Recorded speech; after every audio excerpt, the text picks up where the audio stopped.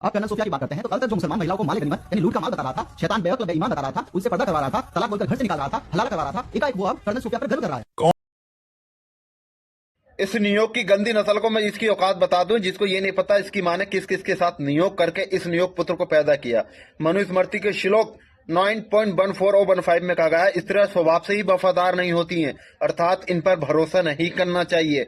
इनकी नजरों में लड़कियों पर भरोसा मत करो। तुम्हारी बहन हो, बेटी हो, बहू हो, माँ हो, इन पर कभी भरोसा नहीं करना चाहिए। इसलिए तो इनके यहाँ पर लड़कियों से अग्नि परीक्षा ली गई है। और आगे सुन, मनुस्मृति के श्लोक 9.2 में कहा गया है कि स्त्रियों को कभी आजादी मत दो, और यही बात है मनुस्मृति के 9.3 में कहा कि लड़कियों को बचपन में पिता के और जवानी में पति के और बुढ़ापे में अपने बेटों के अधीन रहना चाहिए। इन्हें कभी भी आजादी मत दो, इन्हें स्वतंत्रता के ये योग्य ही नहीं है।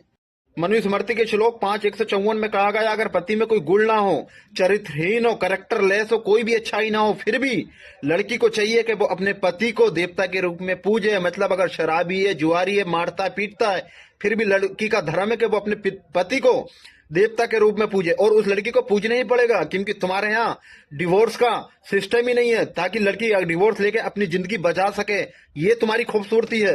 ऋग्वेद के श्लोक 8.33.17 में कहा गया, इंद्र ने कि स्त्रियों का मन अस्थिर होता है और ये बुद्धिमान नहीं होती। मतलब जाहिल बता दिया गया। इतनी घटिया सोच है तुम्हारी स्त्रियों को लेकर।